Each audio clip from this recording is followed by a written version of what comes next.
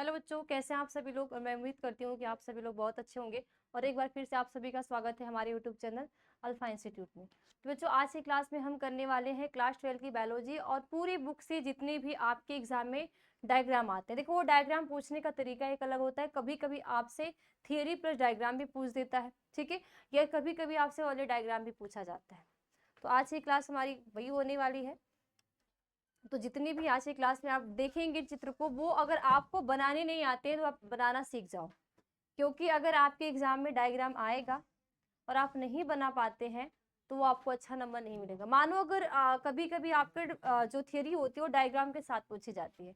तो मान लो आपको थ्योरी नहीं पता, डायग्राम बनाने आ रहा है, डायग्राम बना के आप उसको नामांकित कर दे रहे हो, एक एक वर्ड को आप नामांकित कर दे रहे हो, तो एग्जामिनर आपको अच्छे से अच्छे नंबर दे देगा, ठीक है। तो अगर आप बायोलॉजी के स्टूडेंट हो तो डायग्राम आपके लिए सबसे मोस्ट है, वो आपको बनाने आने चाहिए। डायग्राम बना लोगे तो थ्योरी ऑटोमेटिक आप लिख लोगे, ठीक है। लेकिन आपने थ्योरी लिख लिया लेकिन आपको फिगर बनाने नहीं आया तो उसका कोई मतलब नहीं रह जाता है, ठीक है।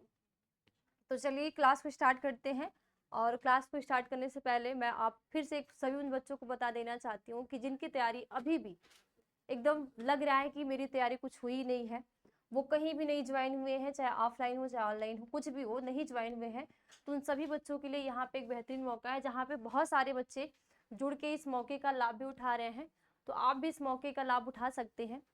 और इसमें इस चीज़ के लिए आपको शिखर बैच 2.0 स्टार्ट कर दी गई है, जिसमें आपकी तैयारी जो है एकदम जीरो लेवल से है, ठीक है। जीरो लेवल से यानी कि आपके चैप्टर 1 से तैयारी स्टार्ट हो चुकी है, स्टार्ट होगी नहीं, ये स्टार्ट हो चुकी है, जिसमें लगभग लगभग एक एक चैप्टर कंप्लीट भी हो चुके हैं बाकी सारे सब्जेक्ट के। तो अगर आप इच्छुक हैं तो आप हमारी इस बैच से ज्वाइन होकर आप भी अपनी तैयारी को बेहतरीन बना सकते हैं, आप भी एक अच्छे परसेंटेज ला सकते हैं, ठीक है। अब इसमें आपको दिया क्या जा रहा है, डेली लाइव क्लासेस है, ठीक है, लाइव डाउट क्लासेस। मानो आपने आपकी जो डेली लाइव क्लास चल रही है और उस क्लास में कोई भी ऐसा डाउट आपका क्लियर नहीं हो पाता है तो उसके लिए आपके अलग से लाइव डाउट क्लासेस, ठीक है। इसके बाद क्या है, क्लास नोट पीडीएफ है, ऑनलाइन वीकली टेस्ट है। आपने एक हफ्ते के अंदर जो भी, मानो एक हफ्ते के अंदर एक चैप्टर आपका कंप्लीट हुआ तो इस चैप्टर का आपका हफ्ते के में एक दिन यानी सैटरडे को टेस्ट होता है, ठीक है। इसके बाद साथ साथ स्टडी मटेरियल, कोई भी आपको बुकलेट प्रोवाइड किया जाता है, जिससे कि बहुत सारे ऐसे बच्चे होते हैं जो बुक नहीं खरीद सकते हैं, तो उनसे भी ये चीज़ उनको क्या हो, लाभ हो सके। इसके बाद पूरी कंप्लीट सिलेबस के सभी महत्वपूर्ण प्रश्न है, मॉडल पेपर है, गेस्ट पेपर और पिछले 5 साल का पेपर भी करवाया जाता है, ठीक है। तो जो भी बच्चा इच्छुक है हमारी इस बैच से ज्वाइन हो, अपने तैयारी को एकदम जीरो लेवल, जीरो से उठा के एकदम शून्य से शिखर तक पहुंचाए, ठीक है। अब आपको इस बैच से ज्वाइन होने के लिए इस ऐप को डाउनलोड करना पड़ेगा। अल्फा इंस्टीट्यूट प्रो ऐप है, इसको आप डाउनलोड करके शिखर बैच 2 से ज्वाइन हो सकते हैं। अगर आपको अभी भी कहीं भी दिक्कत होती है, कुछ प्रॉब्लम होती है, तो आप इस नंबर पे 9305771375 पे कॉल करके भी आप जानकारी ले सकते हैं, ठीक है। तो अभी भी जो ज्वाइन नहीं हुए, देखो अगर आप अभी इस टाइम ऑफलाइन में जाओगे तो ऑफलाइन में अगर आप जाते हो तो लगभग लगभग बहुत सारे सिलेबस आपके खत्म हो जाते हैं। आपके माइंड में होता है ना कि अगर मैं ऑफलाइन में जा रहा हूँ या ऑनलाइन में जा रहा हूँ तो मेरा पीछे का छूट गया तो वो कैसे कंप्लीट होगा। तो यहाँ पे ये मौका है कि आप एकदम स्टार्टिंग से शुरू कर सकते हैं, ठीक है। चलिए देखो, ये आपके सामने जो डायग्राम खुला है ये है अंडाशय की अनुप्रस्थ काट। आपको पता है कि जो अंडाशय होता है एक महिला के अंदर, ठीक है, एक मादा के अंदर, और मादा का क्या होता है, जनन तंत्र का एक पार्ट होता है, ठीक है। आप कहते हैं ना कि जब मादा का जनन तंत्र, ठीक है, मादा जनन तंत्र में आपको क्या क्या संरचना दिखाई देती है। अगर आप मादा जनन तंत्र की बात करते हो बेटा तो आपको 1 पेयर अंडाशय, ठीक है, अंडाशय क्या होते हैं, एक जोड़ी दिखाई देते हैं। क्या दिखाई देते हैं, एक जोड़ी, ठीक है। तो देखो इस अंडाशय के अंदर, ठीक है बेटा, इस अंडाशय के अंदर क्या होते हैं आपके, इस अंडाशय के अंदर होते हैं आपके अंडाणु। क्योंकि जो मादा युग्मक का निर्माण जिसको आप बोलते हैं फीमेल गैमिट, तो इस फीमेल गैमिट का जो निर्माण होता है ये अंडाशय के अंदर होता है, जो कि महिलाओं में एक जोड़ी अंडाशय यानी कि एक राइट और एक लेफ्ट। तो ऐसा नहीं है कि जो ओवरी के अंदर जो एक का फॉर्मेशन हो रहा है, जो अंडाणु का ओवम का निर्माण हो रहा है, तो वो दोनों ओवरी से दोनों एक साथ हो रहा है, ऐसा नहीं होता। एक ओवरी से मान लो इस मंथ, मान लो जनवरी में फर्स्ट से, तो फरवरी में सेकेंड से, फिर फर्स्ट से मार्च में फर्स्ट और अप्रैल में फोर्थ, मतलब एक एक महीने का गैप करके, एक इस महीने अगर पहले से तो दूसरे महीने दूसरे से, ठीक है। तो ऐसे करके इसमें अंडाणु का निर्माण होता है। अब बेटा जब आप इस अंडाणु के अंदर अगर आप इस अंडाणु को ऊपर से देखेंगे तो कुछ ऐसे ही आप गोल संरचना बना देते हो, है ना। अब इसके अंदर आप जब झांक के देखोगे, जब इसका आप अनुप्रस्थ काट करोगे या इसके अंदर की पूरी संरचना देखोगे तो आपको क्या क्या दिखता है। ये होता है सबसे बाहर की जो लेयर होती है, ठीक है। इस सबसे बाहरी वाले लेयर को हम बोलते हैं कोरोना रेडिएटा। फिर कोरोना रेडिएटा के बाद एक अंदर की जो लेयर होती है जिसको हम बोलते हैं जोना पेलोसिटा। तो आपको पता है कि जो चैप्टर नंबर 3 में आपने पढ़ चुके हैं कि जब फर्टिलाइजेशन होता है, जब एग का और स्पर्म का दोनों का फ्यूजन होता है, तो फ्यूजन के टाइम में जो कोरोना रेडिएटा होती है, ये इसकी जो लेयर होती है वो गल जाती है, यानी कि समाप्त हो जाती है। लेकिन जोना पेलोसिटा बनी रहती है, तब तक बनी रहती है जब तक क्लीवेज हुआ, जो ब्लास्टोसिस्ट का निर्माण होने के बाद भी जो जोना पेलोसिटा की लेयर होती है वो बनी रहती है, ठीक है। बाद में वो ट्रोफोब्लास्ट में चेंज होगी, फिर उसके बाद मध्य मेसोडर्म, एक्टोडर्म और एंडोडर्म, इन सारी चीजों का क्या होता है, निर्माण होता है यहाँ पे, ठीक है। इसके अंदर क्या होते हैं, कोशिका द्रव्य। देखो अगर कोई भी सेल है धरती पे, हर एक जीव है, अगर जिसके अंदर जीवन है तो वो उसके अंदर क्या है, सेल। अगर सेल है तो जीवन है, जीवन है तो सेल है, ये चीज आपने ध्यान देनी है, ठीक है। तो अब जिसके अंदर अगर कोई सेल है तो हर एक सेल का अपना क्या होता है, न्यूक्लियस होता है। तो बीच में आपको क्या दिख रहा है बेटा, केंद्रक दिख रहा है, ठीक है। ये क्या दिख रहा है, न्यूक्लियस यानी कि केंद्रक दिख रहा है। अब जब केंद्रक है, ठीक है, अगर सेल है तो केंद्रक है, सेल है तो साइटोप्लाज्म है, क्योंकि हर एक सेल का अपना एक द्रव्य होता है, क्योंकि जो कोशिका द्रव्य जो होता है वो आगे चल के अलग अलग सेल ऑर्गेनल्स में चेंज हो गया। एग्जांपल जैसे Golgi body, mitochondria, endoplasmic reticulum, ये जितने भी आपके सेल ऑर्गेनल्स है, ये भी आपका जो न्यूक्लियस है, ये भी आपका क्या है, सेल ऑर्गेनल्स ही है। तो ये सेल ऑर्गेनल्स कहाँ आपके प्रेजेंट है, साइटोप्लाज्म के अंदर। कहाँ पे है, कोशिका द्रव्य के अंदर। तो इस कोशिका द्रव्य के, अगर ये कोशिका है तो इस कोशिका के अंदर क्या है, साइटोप्लाज्म है, साइटोप्लाज्म के अंदर क्या है, न्यूक्लियस है, और न्यूक्लियोप्लास्ट के अंदर क्या होती है, न्यूक्लियोप्लाज्म होती है, ठीक है। अब जो डीएनए है, अब इसके अंदर क्या है, डीएनए है। अब अगर मानो ये डीएनए है, ठीक है, अब इसके अंदर ये जो छोटी छोटी आपको संरचना क्या दिखाई दे रही है, गुणसूत्र की। हालांकि इसको डीएनए को नहीं दिखाया गया, लेकिन जब आप देखोगे ये गुणसूत्र की संरचना है। अब इस गुणसूत्र के अंदर क्या होते हैं, डीएनए होते हैं, और डीएनए जो होता है वो डबल हेलिक्स मॉडल होता है, क्योंकि जो डीएनए है वो हमेशा डबल द्विगुणित संरचना होता है। अब इस डीएनए के अंदर, अगर यहाँ पे डीएनए तो इसके जीन भी होते हैं, और आपको पता है कि अलग अलग जो हमारे अंदर सिम्टम्स हैं, जो हमारे जनक से हमें हमारे शरीर के अंदर, ठीक है, संतति में जो लक्षण आते हैं वो अलग अलग जीन होते हैं, ठीक है। तो ये डायग्राम आपको बना लेने, क्योंकि ये आपके एग्जाम में या तो थियरी के साथ पूछता है या तो सिर्फ वाले डायग्राम पूछता है, ठीक है। नेक्स्ट, ये आपके सामने जो है ये अंडाशय की अनुप्रस्थ काट है। जब आप क्या करोगे, ओवरी को हम सेक्शन कट करते हैं, हालांकि ऐसे तो हमें ओवरी दिखाई नहीं देगी, ठीक है, क्योंकि जो हमारी शरीर है वो शरीर पूरी किसकी स्किन से ढकी हुई है, ठीक है। जब ओवरी को क्या किया जाता है, उसको सेक्शन कट किया जाता है। तो सेक्शन जब कट किया जाता है तो आप उसके अंदर क्या देखते हो, सिर्फ आपको इतनी पता, अब तक आपने सिर्फ इतना जाना कि अगर ये ओवरी है, इस ओवरी के अंदर क्या होता है, मेडुसा होता है, ठीक है, जिसमें रक्त वाहिनियां होती हैं। और रक्त वाहिनियां के साथ साथ क्या होते हैं, रक्त वाहिनियां के साथ साथ क्या होते हैं, इनके अंदर क्या होते हैं, जो कार्पस लूटियम होता है, ठीक है, कार्पस लूटियम होता है। अब यही के अंडाशय की जो जननी कोशिकाएं होती है, ठीक है, अंडाशय की जो जननी कोशिकाएं होती है वो क्या करती हैं, विभाजन करती हैं। हालांकि गर्ल्स में ऐसा नहीं होता, क्योंकि यहाँ की जो जननी कोशिकाएं होती है वो जन्म से पहले, जब कोई गर्ल्स भ्रूण अवस्था में है, जब वो माँ के गर्भ में है, तभी ये क्रिया वहां पे स्टार्ट होने लगती है। लेकिन वहां को जो अर्धसूत्री विभाजन सेकेंड, ठीक है, जो मेयोसिस डिवीजन फर्स्ट होता है, वही प्रक्रिया रुक जाती है। अब वो क्रिया रुके रुके कभी स्टार्ट होती है, जब वो किशोरावस्था स्टार्ट होती है। तो जब किशोरावस्था स्टार्ट होती है तो जो अंडाशय की जो प्राथमिक पुटक का, ठीक है, प्राथमिक अंडे का जो निर्माण हुआ होता है, जैसे ही हार्मोन्स का सिक्रेशन हुआ, वो क्या करने लगता है, विभाजन करने लगता है। और कौन सा विभाजन करेगा, अर्धसूत्री विभाजन, ठीक है, क्योंकि जो गैमीट होता है हमेशा क्या होता है, अगुणित होता है, यानी कि यन होता है। और जो जनिक सेल होती है, जो मातृ कोशिकाएं होती है, वो क्या होती है, हमेशा द्विगुणित यानी कि 2n होती है। तो जब आप अंडाशय के अंदर देखोगे तो आपको क्या दिखेगा, कार्पस लूटियम, ठीक है। यही कार्पस लूटियम क्या होगा, जो मेंस्ट्रुअल साइकिल जो होती है, ठीक है, जो एमसी होती है, ये कार्पस लूटियम और एंड्रोमेट्रियम की यही लेयर क्या होती है, टूटती है, और टूटने के बाद ब्लड के रूप में क्या होती है, बाहर निकलती है, जो कि एक हमारी पूरी मेंस्ट्रुअल साइकिल की फेस होती है ना, जो स्रावित अवस्था आप बोलते हो, ठीक है, या आर्तव चक्र कहते हो। अब इसमें देखो क्या है, यहाँ पे क्या है, पुट्टिका कोशिकाएं प्रेजेंट है, ठीक है, ये सारी क्या है, पुट्टिका कोशिकाएं। यहाँ पे बीच में क्या है, अंड कोशिका। यही अंड कोशिका जो है ये प्राथमिक अंडक का जो निर्माण हो रहा है, तो ये धीरे धीरे धीरे क्या करेगी, विभाजन करेगी और अंड कोशिका का यहाँ पे क्या हो जाएगा, निर्माण हो जाएगा। ठीक है, अब ये वाली जो लेयर है, यहाँ की लेयर को जोना रेडिएटा, ठीक है, फिर इसके बाद ये क्या है, कोरोना रेडिएटा, और जहां पे ये खाली स्थान है इसको आप क्या बोलते हो, पुटिका गुहा और ये जननिक उपकला। ठीक है, यहाँ पे जो लेयर है इस लेयर को आप क्या बोलोगे, जननिक उपकला। ठीक है, और यहाँ पे अंदर की जो लेयर है जोना पेलिसेटा, और ये जोना पेलिसेटा या तो फ्यूजन हुआ, निषेचन हुआ तो भी, क्लीवेज हुआ तो भी, तब तक ये क्या करती है, बनी रहती है। ठीक है, तब तक ये क्या करेंगी, बनी हुई रहेंगी। और यहाँ पे आपको देखो क्या दिख रहा है, फटी हुई पुट्टिका। देखो अब जब क्या होता है, जो कार्पस लूटियम है, ठीक है, ये आपकी क्या है, कार्पस लूटियम है। आप यहाँ देख रहे हो कि ये फटी हुई पुट्टिका है और इस फटी हुई पुट्टिका के अंदर क्या है, अंडाणु है।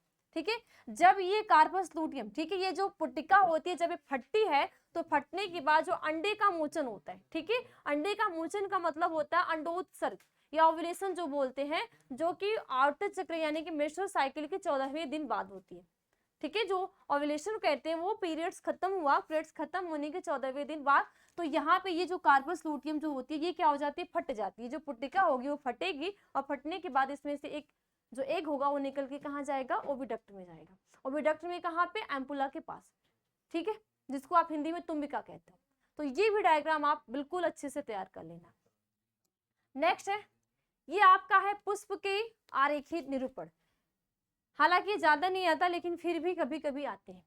तो ये आपके एक पुष्प, ठीक है, ये जो पुष्प है आपका एक आवृत्त बीजी, आवृत्त बीजी को कहते हो एंजियोस्पर्म। ठीक है, एंजियोस्पर्म। आवृत्त का मतलब होता है आवरण, बीजी का मतलब बीज, यानी ऐसे बीज जिनमें आवरण से वो क्या हो, घिरे हुए हो, तो ऐसे बीज को हम क्या बोलते हैं, आवृत्त बीजी। तो जितने भी एंजियोस्पर्म वाले बीज होंगे, अब एग्जांपल चाहे गेहूं होगा, चाहे चना, मटर, सरसों, जो भी है, ठीक है, ये सारे आपके प्लांट्स क्या हैं, आवृत्त बीजी वाले पौधे हैं। और ये आवृत्त बीजी, इनका जो बीज होता है, ठीक है, मानो ये क्या है, बीज है, तो इस बीज में क्या होती है, बीज आवरण है। अब इस बीज है तो बीज के अंदर क्या होते हैं, भ्रूण होते हैं, और भ्रूण के दो पार्ट्स होते हैं, एक प्रांकुर होता है, एक मूलांकुर होता है। प्रांकुर जो करता है प्ररोह की वृद्धि, मूलांकुर जो करता है मूल की वृद्धि, यानी कि रूट की वृद्धि या जड़ की ग्रोथ करता है। ये जो प्रांकुर होगा स्टेम यानी कि तना, या तो किसकी वृद्धि करेगा, स्टेम की वृद्धि करेगा। तो जब स्टेम किसी भी भ्रूण से, कोई भी भ्रूण का जब प्रांकुर वाला भाग क्या करेगा, ग्रोथ करेगा, ठीक है, जर्मिनेट करेगा, तो जर्मिनेशन के बाद क्या होगा, यहाँ पे प्ररोह बनेगा, तना बनेगा, पत्ती आएगी, पुष्प आएंगे, पुष्प आएंगे तो फल लगेगा। ठीक है, तो देखो इस पुष्प में आपको सबसे पहले क्या दिख रहा है, ये वाला देखो जो भाग है, ठीक है, ये वाला जो भाग है इसको आप क्या बोलते हो, बाह्यदल। ये बाह्यदल बेटा अगर बहुत सारी संख्या में होगा तो इसको हम बोलेंगे बाह्यदल पुंज। ठीक है, अगर इनकी संख्या ज्यादा, अगर एक की संख्या में तो बाह्यदल बोलेंगे, और अगर एक पुष्प के अंदर बहुत सारे बाह्यदल लगेंगे उसको बाह्यदल पुंज बोलेंगे। एग्जाम्पल जैसे आप गेंदा का पुष्प देखियो, ठीक है, गेंदा के पुष्प में हमें देखने को क्या लगता है कि इसमें जो बाह्यदल है सिर्फ एक है, लेकिन उसकी संरचना कुछ इस प्रकार की होती है, यानी कि बहुत सारे बाह्यदल होते हैं लेकिन वो कैसे होते हैं, ज्वाइंट होते हैं, ठीक है, जुड़े हुए होते हैं। तो इसको हम बोलते हैं संयुक्त बाह्यदल। ठीक है, क्या बोलते हैं, संयुक्त बाह्यदल। और किसी किसी में आप क्या देखते हो कि ये जो बाह्यदल होते हैं वो बिखरे हुए होते हैं, अलग अलग होते हैं। तो इसमें आप एग्जाम्पल याद रखोगे गुड़हल का, जब गुड़हल का आप पुष्प देखोगे तो उसमें जो बाह्यदल होता है उनमें बहुत सारी संख्या में बाह्यदल हैं, लेकिन वो अलग अलग होते हैं। कैसे होते हैं, अलग अलग होते हैं। ठीक है, और देखो ये वाला, ठीक है, ये वाला जो दल है इसको दल बोलते हैं। ये दल क्या होते हैं, रंग बिरंगे होते हैं। ये रंग बिरंगे होने की वजह से ही कीटों को अपने ओर आकर्षित करने का कार्य करते हैं। ठीक है, इसके बाद ये बीच में जो चौड़ा उभरा हुआ भाग है, ठीक है, इस उभरे हुए भाग को हम क्या कहते हैं, ओवरी कहते हैं। ठीक है, ये उभरा वाला जो भाग है इसको क्या बोलोगे, ओवरी यानी कि अंडाशय। अब देखो अगर आप किसी मानव की बात करते हो, मानव में अगर फीमेल की बात करते हो तो उसमें पेयर के फॉर्म में ओवरी होती है, सिर्फ दो जोड़ी होती है। लेकिन जब आप किसी पुष्प में देखोगे तो किसी किसी पुष्प में जो ओवरी की संख्या होगी एक होगी, और किसी किसी पुष्प में ओवरी जो होगी 3, 4, 5, 6, 7, 8 बहुत सारी ओवरी होंगी। ठीक है, तो जिसमें बहुत सारी ओवरियां हो उसको हम बोलते हैं युक्तांड पे, यानी कि जहां पे कई सारे अंडाशय के क्या हो, जोड़ होता है। लेकिन यहाँ पे सिर्फ आपको सिर्फ एक ही ओवरी दिख रही है, यानी कि जब आप गुड़हल में देखोगे तो सिर्फ एक ओवरी यानी एक स्त्री केसर प्रेजेंट होते हैं। ठीक है, ठीक है, समझ में आया। देखो अब क्या देखोगे, यहाँ पे ये जो ट्यूब लाइक स्ट्रक्चर है, जो पतली सी लंबी सी ट्यूब लाइक स्ट्रक्चर, इसको आप क्या बोलते हो, वर्तिका कहते हो। इस वर्तिका के ऊपर एक घुंडी नुमा संरचना होती है, जैसे घुंडी होती है ना, घुंडी नुमा संरचना पाई जाती है। इस घुंडी नुमा संरचना को हम कहते हैं स्टिग्मा यानी कि वर्तिकाग्र। इसी वर्तिकाग्र पे जब परागकण की क्रिया होती है, ठीक है, इसी वर्तिकाग्र पे जब परागकण की क्रिया होती है तो परागकण की क्रिया द्वारा इस पुंकेसर से, ठीक है, इस जो पुंकेसर है, पुंकेसर का जो परागकोश है, इस परागकोश से जो पोलन ग्रेन यानी कि परागकण होते हैं यहाँ पे पहुंचते हैं और जर्मिनेट करते हैं, और जर्मिनेट के बाद यहाँ पे होते हैं ओव्यूल। ओव्यूल के अंदर क्या होते हैं, अंडकोशिकाएं। ठीक है, क्या होती है, अंडकोशिकाएं, जिससे जो गैमीट नर मेल और फीमेल का क्या होगा, संलयन होगा और विकास होगा, जिससे ये जो ओव्यूल होगा, जो बीजांड होगा, वो बीज में चेंज हो जाता है। ठीक है, और ये जो ओवरी होती है वो फल में चेंज हो जाती है। ठीक है, तो ये आपसे एग्जाम में कैसे पूछा जाएगा कि पुष्प का सचित्र, जो पुष्प का जो अनिद्र कट होता है, एलस जो होता है, उसका निरूपण, यानी कि आपसे डायग्राम भी पूछा जाएगा। और यहाँ पे वर्तिका, वर्तिकाग्र, परागकोश, तंतु, इसका एक एक के बारे में आपको लिखनी भी होंगी, या ऐसे पूछ दिया जाएगा कि आपको पुंकेसर से अलग डायग्राम पूछ लिया जाएगा और स्त्री केसर का अलग डायग्राम, केवल स्त्री केसर का चित्र सचित्र वर्णन कीजिए। तो आप क्या करोगे, ये जो बीच वाला पार्ट अंडाशय है, वर्तिकाग्र और वर्तिका को बनाओगे और इसके बारे में लिखोगे क्या क्या कार्य होते हैं। अगर आप पुंकेसर का पूछेगा या पुमंग का पूछेगा तो सिर्फ ये फिलामेंट लाइक, ठीक है, ये वाला स्ट्रक्चर बना दो। ठीक है, चलिए आगे नेक्स्ट देखो, ये है, ये आपके क्या है, पुंकेसर। देखो ये वाला जो डायग्राम है, इसको आप क्या बोलते हो, पूतंतु कहते हो। क्या कहते हो, पूतंतु कहते हो। ये पूतंतु क्या होता है, फिलामेंट लाइक जैसा, यानी कि कुछ कुछ में, कुछ कुछ आप फ्लावर देखोगे तो उसमें जो पुंकेसर होता है, उसका जो पूतंतु होता है वो लंबा होता है ना, लेकिन कुछ कुछ में आप क्या देखोगे कि जो पूतंतु होता है वो छोटा होता है। एग्जाम्पल, जब जली पर जितने भी जल परागित पुष्प होंगे, ठीक है, जो जली परागित फ्लावर होते हैं, उनमें जो पुंकेसर होता है, पुंकेसर का जो पूतंतु होता है वो लंबे होते हैं। क्योंकि देखो जितने भी जल परागित वाले पुष्प होते हैं वो जल के अंदर होते हैं, या तो देखो, या तो कुछ क्या होते हैं जल के एकदम नीचे, ठीक है, एक तो जल के एकदम नीचे रहते हैं और कुछ क्या होते हैं सतह पे होते हैं। सतह पे क्या होते हैं, जैसे कमल हो गया, जलकुंभी हो गया, ठीक है, ये कहाँ रहते हैं, सतह पे रहते हैं। वैलिस्नेरिया हो गया, हाइड्रेला हो गया, ये जल में है, लेकिन इसके फूल भी, जो फ्लावर लगते हैं वो फ्लावर भी जल में रहते हैं। लेकिन जब इनमें धीरे धीरे धीरे धीरे क्या होता है, इनका विकास होता है, ठीक है, जब पूरे विकसित होने लगते हैं तो इनका जो क्या होगा ना, इनका जो क्या होते हैं पुष्प होंगे, वो पुष्प का जो इस पुंकेसर वाला भाग होता है, ये वाटर से कहाँ चला जाता है, जल के सतह पे। ठीक है, क्या आ गया, जल की सतह पे, और इनका जो ओवरी वाला पार्ट्स होता है ये भी ग्रोथ करके कहाँ चले जाते हैं, जल की सतह पे चले जाते हैं। जब दोनों जल की सतह पे आ जाएंगे तो जल में इनके दोनों नर युग्मक और मादा युग्मक दोनों क्या होंगे, संलयित होंगे। तो ये डायग्राम आपका किसका है, परागकोश का। तो परागकोश में पूतंतु है और ऊपर क्या है, परागकोश है। उस परागकोश के अंदर क्या है, परागकण भरे हुए। अब ये जो डायग्राम आपको दिखा रहा है परागकोश के स्फुटन का, कि जब इसमें परागकण जो है वो बन गए और ये जब परिपक्व हो जाते हैं, क्या हुए, परागकण बने, और ये परागकण क्या हो गए, जब परिपक्व हो जाते हैं तो इनमें देखो बेटा आपको क्या क्या दिख रही है, 1 2 3 4। तो ये परिपक्व है, जब परागकोश में देखते हो 4 आपको लघु बीजाणु धानी दिखती है। क्या दिखती है, आप जब परागकोश को देखते हो तो परागकोश के अंदर 4 आपको क्या दिखती है, लघु बीजाणु धानी दिखती है। ठीक है, 1 2 3 4। तो ये आपको कितनी दिखी, 4 यहाँ पे लघु बीजाणु धानी दिखती है। लघु बीजाणु धानी के साथ साथ आपको क्या नजर आता है, बीच में इनका क्या होता है, योजी होता है। क्या होता है, योजी, जिसको कनेक्टिव, जो संयोजी उत्तक का बना होता है, जो कि जोड़ने का कार्य करता है। क्या करता है, जोड़ने का कार्य करता है। किसको जोड़ने का कार्य करता है, ये जो इनका पालियां होती है, क्योंकि ये 2 पाली, जब आप क्या करोगे, पुंकेसर का सक्शन कट करोगे, इसका इस प्रकार सक्शन कट करोगे तो आपको क्या दिखेगा कि इस पुंकेसर के अंदर 4 लघु बीजाणु धानियां दिखती हैं और 2 पालियां दिखती हैं।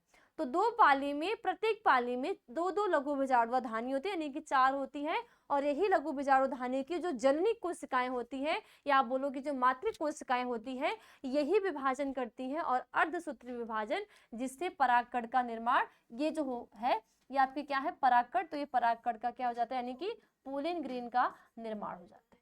ठीक है, समझ में आया? तो ये आपने एकदम बिल्कुल बनानी सीख जाना। नहीं आ रहा है ना तो बनाना सीख जाओ, प्रैक्टिस करो, 1 बार करो, 2 बार करो, 3 बार करो, 4 बार करो, आएगा क्यों नहीं, क्यों नहीं आएगा। ठीक है, तो बनाना एकदम बिल्कुल से अच्छे से सीख जाओ। नेक्स्ट ये देखो क्या है आपका, ये परागकोश का अनुप्रस्थ काट। ठीक है, क्या है, परागकोश का अनुप्रस्थ काट, यानी कि ये एक स्फुटी परागकोश है। जब ये क्या है, ये जो डायग्राम आपके सामने दिख रहा है, यहाँ पे ये जो परागकण है ये क्या हो गए, वो जो परिपक्व हो गए। तो परिपक्व होने के बाद जब स्फुटन होता है तो स्फुटन का डायग्राम में देखो, यहाँ पे एक धानी ये है, एक धानी ये। ठीक है, क्या देखोगे बेटा, एक धानी ये है, दूसरी धानी ये है, तीसरी ये है, चौथी ये। इसके बाद आपको क्या नजर आता है कि इनकी जो लघु बीजाणुधानी होती है, इनकी 4 लघु बीजाणुधानी की 4 परत होती है। क्या होती है, 4 परतें होती है। वो 4 परतें कहाँ होती है, यहाँ पे देखो। ठीक है, मानो हमने क्या किया, परागकोश का क्या कर लिया, सेक्शन कट कर लिया। सेक्शन कट करने के बाद ये हमें 4 क्या दिखी, लघु बीजाणुधानी। ठीक है, ये 1 हो गई, ये 2 हो गई और 3 हो गई। जब हमने क्या किया, एक लघु बीजाणुधानी को हम बाहर निकालेंगे।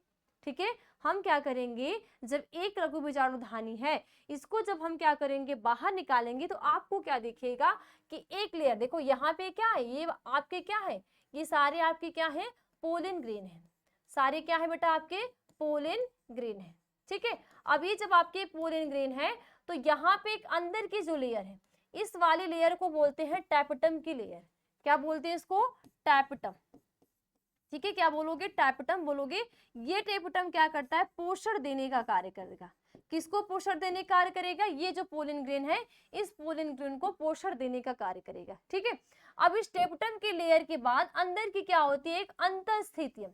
ठीक है, ये जो सेकेंड वाली लेयर होती है, इसको आप बोलते हो अंतःस्थितियम की लेयर। ठीक है, और सबसे बाहर की जो लेयर होती है, ये इस लेयर को बोलते हो मध्य परत। ठीक है, और ये सबसे ऊपर जो होती है, इसको अंतःत्वचा, यानी कि आप इसको बाह्य परत भी कहते हो। क्या कहते हो, बाह्य परत। तो ये सारे जो डायग्राम आपके सामने दिख रहे हैं, ये आपके एग्जाम में या तो आपसे मॉडल डायग्राम पूछा जाएगा, या तो आपकी थियरी के साथ साथ पूछे जाते हैं। तो जितनी भी डायग्राम है, आप इसको अच्छे से क्या करो, तैयार कर लो। ठीक है, नहीं आ रहा है तो बनाना सीख जाओ, बनाने सीख जाओगे, एक बार बनाना सीख जाओगे तो वो आपको इजी समझ में आएगा। मानो यही आपको बनाना है, तो आप इसको कैसे बनाओगे, नहीं समझ में आ रहा है तो पहले क्या करोगे, 4 लोब्स बनाओगे। ठीक है, 4 लोब्स बना दो। 4 लोब्स बनाने के बाद देखो क्या करोगे। ठीक है, यहाँ पे हमने क्या देखा कि एक जोड़ है। ठीक है, क्या है, जोड़ है, इसमें 1, ठीक है, 2 है, यहाँ 3 है, और यहाँ क्या है, 4 है। ठीक है, अब मानो 4 है, इस 4 को हम क्या करेंगे, यहाँ पे ले लो।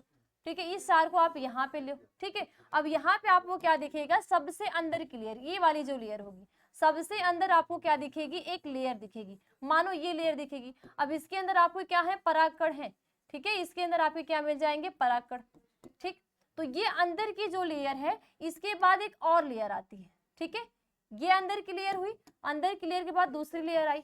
ठीक है, ये दूसरी लेयर बना दो।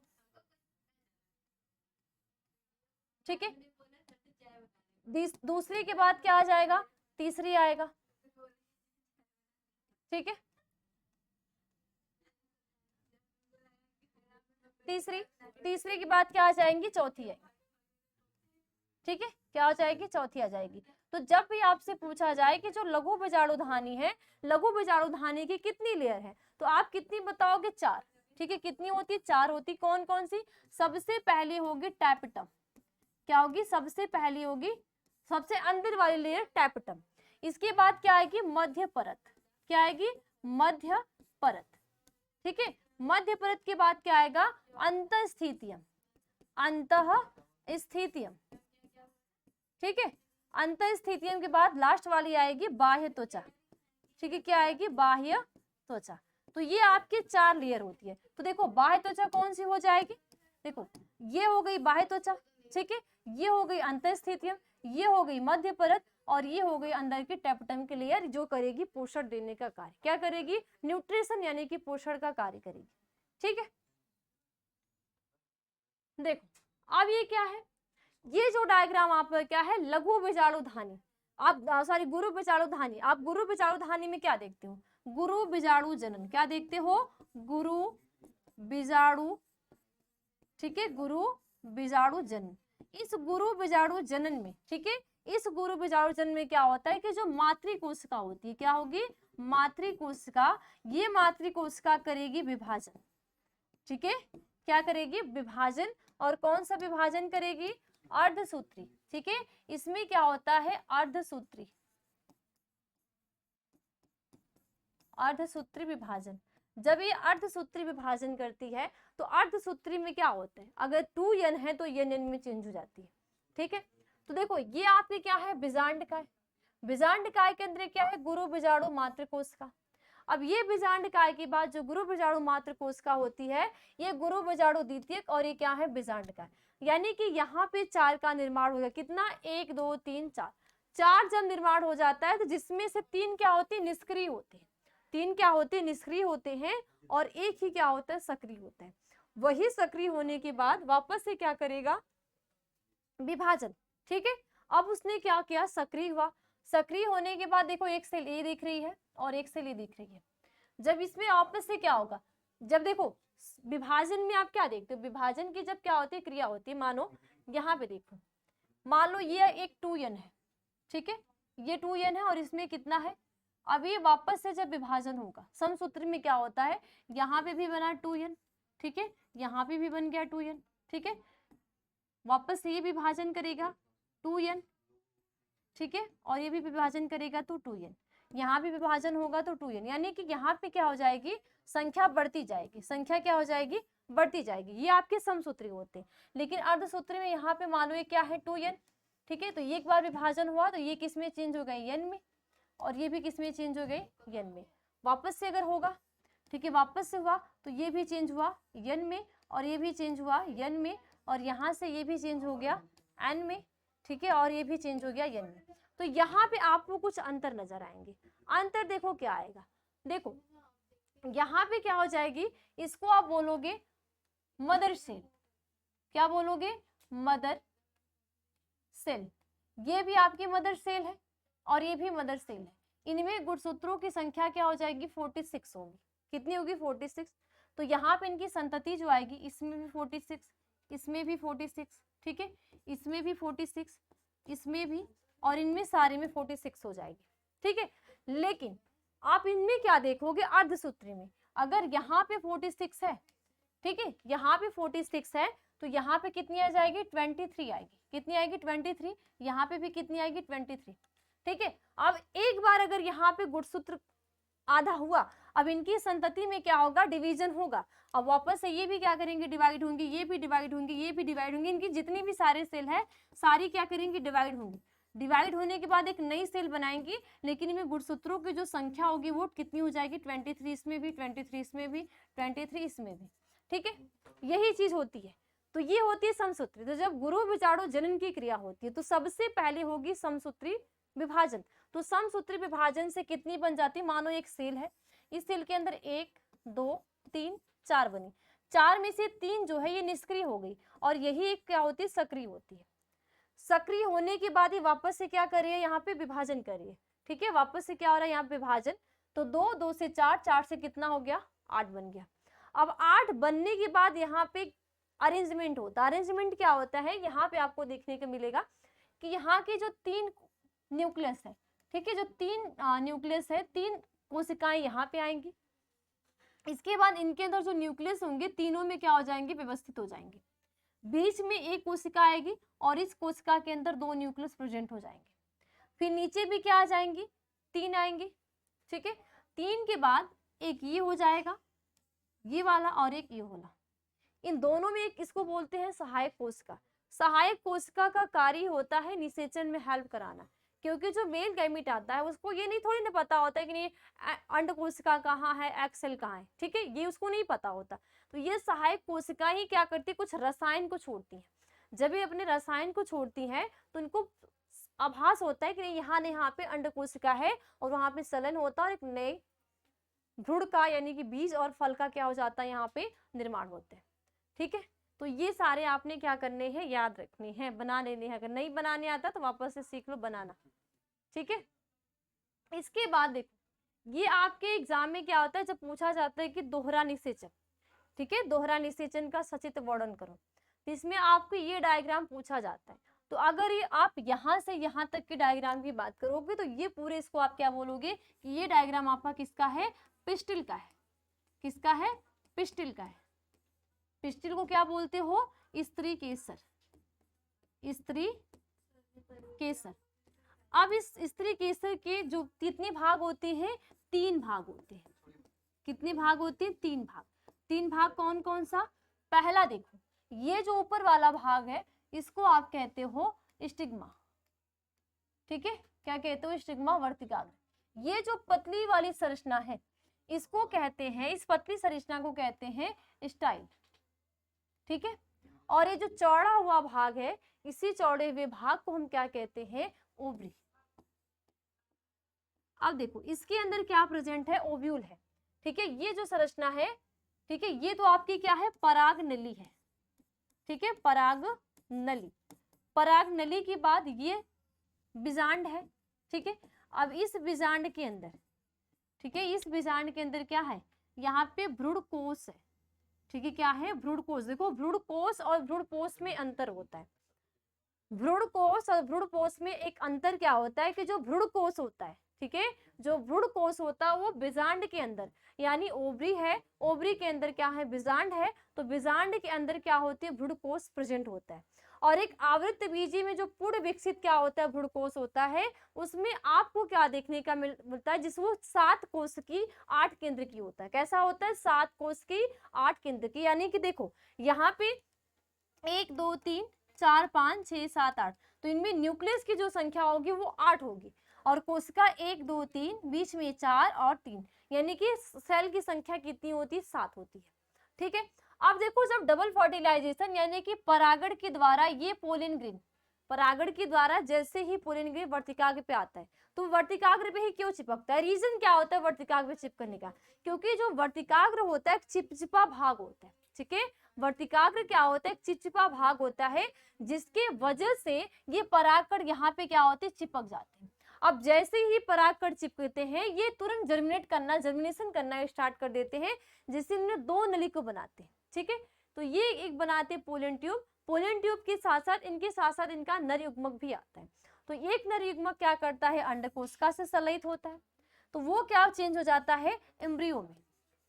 ठीक है, किसमें चेंज हो जाएगा, एम्ब्रियो में। और ये जो ध्रुवीय केंद्रक है, ये ध्रुवीय केंद्रक क्या होते हैं, 2n होते हैं।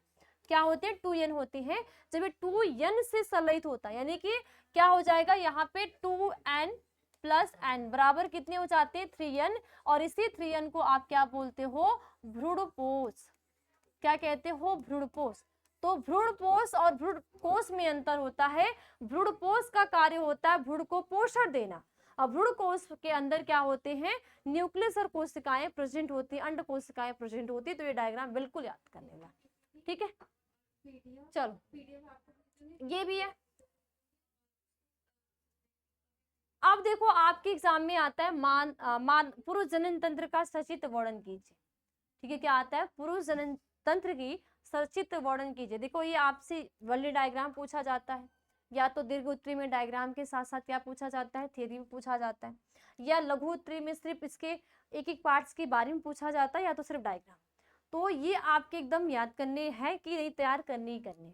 अब आपको पुरुष जनन तंत्र में देखो दिखता क्या है, पुरुष जनन तंत्र में जब आप किसकी बात करते हो, मेल रिप्रोडक्टिव पार्ट्स की, तो मेल रिप्रोडक्टिव पार्ट्स में क्या होते हैं, कुछ सहायक अंग होते हैं। ठीक है, क्या होते हैं, कुछ सहायक अंग होते हैं। सहायक अंग के साथ साथ क्या होती है, कुछ सहायक ग्रंथियां होती है। आप देखो अगर यहाँ पे क्या बात करोगे, देखो ये प्रोस्टेट हो गया, ठीक है, ये शुक्रवाहक तो हो ही गया, और प्रोस्टेट के साथ साथ बेटा यहाँ पे क्या होती है, शुक्राशय जो होती है। ठीक है, ये प्रोस्टेट और ये शुक्राशय, ये आपकी क्या होती है, सहायक ग्रंथियां होती है। ठीक है, अब सहायक अंग में क्या हो जाएगा, ये मूत्रवाहिनी हो गया, मूत्राशय हो गया, ठीक है, सिसन हो गया, ये मूत्र मार्ग हो गया, सिसन मुंड अग्रछद हो गया, ये सारे आपके क्या होते हैं, सहायक अंग होते हैं। अब यहाँ पे ये जो वृषण होते हैं, इस वृषण जो होता है हमेशा वृषण कोश में उपस्थित होता है। क्यों? क्योंकि आप हमेशा देखोगे, मानो देखो, मानो ये क्या है, देखो ये वृषण कोश है, ठीक है, ये क्या है, वृषण कोश है। इस वृषण कोश के अंदर, ठीक है, इस वृषण कोश के अंदर आपको क्या दिखेंगे, वन पेयर में, ठीक है, क्या दिखेंगे, पेयर में टेस्टिस दिखेंगे। इस टेस्टिस के अंदर आपको क्या दिखते हैं, वृषण पालिकाएं, ठीक है। तो वृषण पालिकाएं की जो संख्या होती है वो 260 होती है। यानी जब आप एक टेस्टिस को देखोगे तो उनमें जो वृषण पालिकाएं की संख्या होती है वो 260 होती है। 260 होने के बाद इस वृषण में क्या होती है, शुक्रजनक नलिकाएं, और इनकी संख्या कितनी होती है, 3 होती है। कितनी होगी, 3 होती है, 1 से लेके 3 तक। तो इसमें भी होगी, इसमें भी होगी, इसमें भी होगी और इसमें भी होगी। अब यहाँ पे जो वृषण नलिकाएं हैं, ठीक है, इनको आप देखोगे, इनके 2 पार्ट्स होते हैं, ठीक है, कितने, एक सर्टोली कोशिका, क्या होगी, सर्टोली कोशिका, ठीक है, और दूसरी होती है नर जर्म कोशिका, ठीक है, सर्टोली कोशिका और दूसरी नर जर्म कोशिका। तो ये कहाँ होगी आपकी, यहाँ पे, ठीक है। तो ये देखो, ये जो टेस्टिस है वृषण है, वृषण कोश में सुरक्षित है। क्यों? क्योंकि इसका टेम्परेचर, अगर हमारे बॉडी का टेम्परेचर 30 डिग्री सेल्सियस है, तो बॉडी के टेम्परेचर से 2 से 3 डिग्री सेल्सियस क्या होना चाहिए, जो टेस्टिस है, जो स्क्रोटम है, उसका टेम्परेचर क्या होना चाहिए, डाउन होना चाहिए। क्योंकि जब तक इसका टेम्परेचर डाउन नहीं होगा तब तक यहाँ पे जो शुक्र जनन की क्रिया होती है वो शुक्र जनन की क्रिया ही नहीं होगी, ठीक है। अब देखो ये आते हैं, जब आप क्या करोगे, जो प्राथमिक अंग है, ठीक है, प्राथमिक अंग आपका क्या है, टेस्टिस है। अब इस टेस्टिस के अंदर से आप उसको सेक्शन कट करोगे, तो सेक्शन कट करने के ऊपर से तो आपको मैथ समझ में नहीं आएगा। जब आप उसको माइक्रोस्कोप के द्वारा या इसको सेक्शन कट के द्वारा देखोगे तो आपको बहुत सारी संरचनाएं नजर आती है, ठीक है, ठीक है। अब देखो, जब क्या किया जाएगा, उसको सेक्शन कट किया जाएगा, तो जिसमें आपको क्या क्या दिखेगा, सबसे उभरा वाला भाग होगा, ठीक है। ये जो उभरा हुआ भाग होगा, इस उभरे हुए भाग को हम क्या कहेंगे, ये होता है अधिवृषण। जैसे आप देखते हो ना, किडनी होती है, मान लो पेड़ की फॉर्म में क्या है, यहाँ पे पेड़ के फॉर्म में क्या है, किडनी है, तो इस किडनी के ऊपर थोड़ा सा क्या होता है, अधिवृषण होता है, ठीक है, क्या होता है, अधिवृषण। तो इसी तरह, ठीक है, ये आपकी क्या है, किडनी है, ठीक है, ये किडनी है, इस किडनी के ऊपर क्या होता है, अधिवृक्क बोलते हो, क्या बोलते हो, अधिवृक्क। तो इसी तरह जो किडनी होता है, सॉरी टेस्टिस होता है, टेस्टिस के ऊपर भी छोटा सा आधा पे भाग होता है, आधे पार्ट्स पे, इसीलिए इसको हम क्या बोलते हैं, अधिवृषण कहते हैं, ठीक है।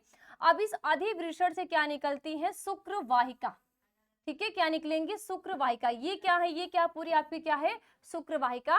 और यहाँ पे जो पतली से ट्यूब लाइक स्ट्रक्चर है, इसको बोलेंगे शुक्रवाहक। क्योंकि शुक्रवाहक का देखो मतलब क्या होता है कि शुक्रवाहक, शुक्रवाहक का मतलब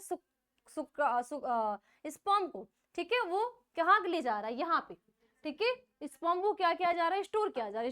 स्टोर कहाँ किया जा रहा है, शुक्राशय से होते हुए, ठीक है। अब ये जो नलिकाएं हैं, ये नलिकाएं देखो कहाँ हुई, सबसे पहले इस वृषण, वृषण के अंदर होती है वृषण पालिका, वृषण पालिका में शुक्रजनक नलिका, शुक्रजनक नलिकाएं क्या करती है, गुच्छे के रूप में संरक्षित होती है। संरक्षित होने के बाद वो शुक्र वाहिका में खुलती है। अब वृषण जालिका, ठीक है, वृषण पालिका, वृषण जालिका, वृषण जालिका से क्या निकली, शुक्र वाहिका निकली। अब ये शुक्र वाहिका यहाँ से होते हुए, ठीक है, यहाँ से होते हुए ये जो शुक्राशय होते, ठीक है, ये जो शुक्राशय होंगे ये कहाँ पे आ जाएंगे अब, क्योंकि ये वाला पार्ट आप इसको क्या बोलते हैं, शुक्राशय।